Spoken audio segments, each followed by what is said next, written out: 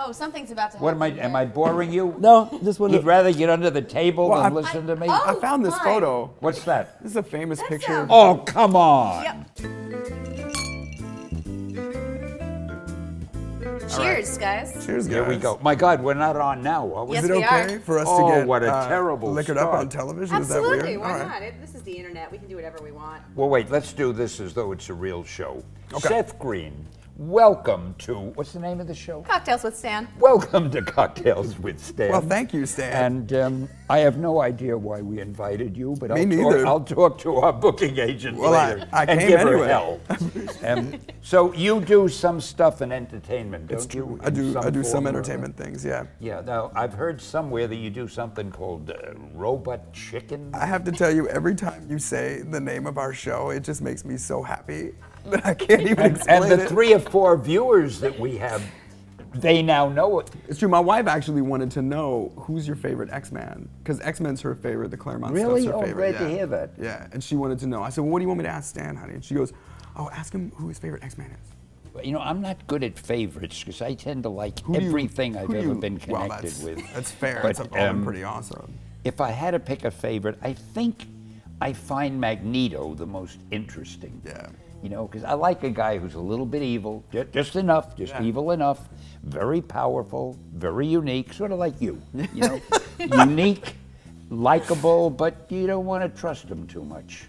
I wouldn't trust you as far as I could throw you. I got to tell you. I don't think you could throw me too far. No, I so couldn't that throw you doesn't far doesn't either. bode well for our handshake agreements. Anyway, so would you tell I will you? pass I that don't on, want your yeah. wife to be frustrated. No, she'd be You really tell her excited. Magneto, and right next to him is Professor X. Ooh, I like that combination. Because I think of myself, Professor X and I have a lot in common. You Yeah. know, that great intellect, that certain charisma, that ability to influence and affect people. In fact, maybe I like him as much as Magneto. Maybe it's maybe a little more. No, I don't know. It's hard to say. It's true. It's true. But what are you doing for DC now?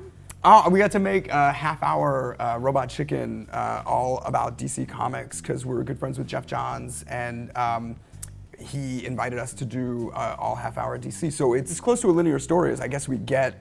Story of Aquaman, constantly the butt of everyone's jokes, always struggling for respectability, and he wants to feel cool, and so he the last straw.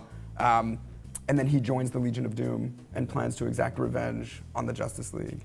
Oh my God! Yeah, and you and that's cast the story. you are Aquaman. Well, I got to play Aquaman, yeah. Yeah. Well, naturally, he'd be the star. I didn't even think of it in those terms. We just put other people in all the roles that were going to be really like challenging and exciting, and then I was like, oh, I'll handle Aquaman. Because Why would Aquaman feel that he was the butt of everyone's joke? Well, Aquaman if you're takes a- Aquaman, you're a superhero. See, you would think so, right? But he takes a beating, and he has, Really? especially in pop culture, in the last 20 years, as people really reflect and say, well, what were Aquaman's abilities, what were his powers, and what were his uses, and how good is we telepathic didn't have that control of the problem fish? with Namor the Submariner. I was Because he, gonna say. because he parties outside the water, too. And you have Nathan Fillion on there, Yeah. Neil Patrick Harris, Yes. and Megan Fox, right? It's true, it's true. And can I say Paul Rubens played the Riddler for us, and Brecken plays Superman, Breckenmeyer plays Superman. It's Steven Tyler came and sang a song for us. Oh, wow. It's insane. It's actually just kind of insane, and I'm really excited about it. I can't wait for people to see it. I hope everybody likes it. So when does that come out?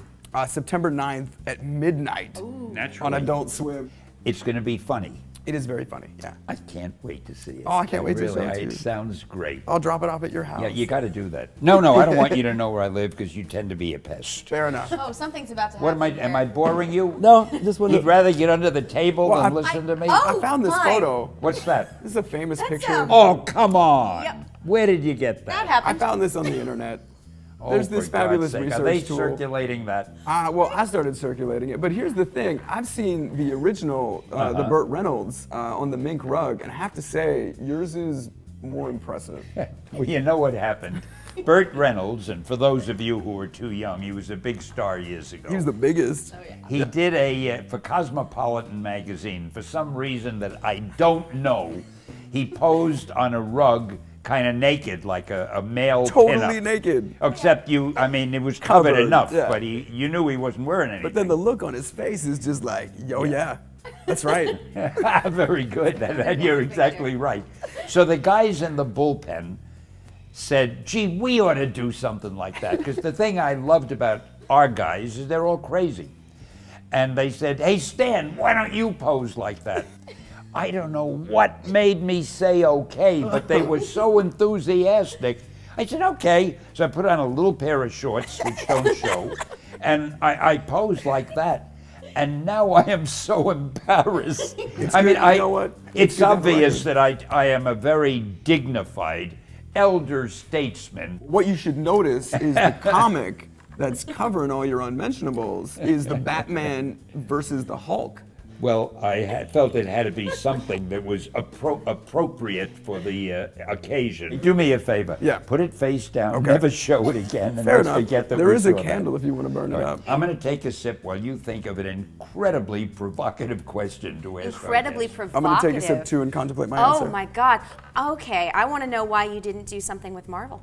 Well, it just so happened that the timing of it worked out where DC approached us first. But in our season, which starts the following week after the special premieres at September 9th, we walked out of the Avengers just so inspired, and so there's like 5 Avengers sketches on Robot Chicken proper through the season, all different versions of it, including the Avengers musical where you're playing piano.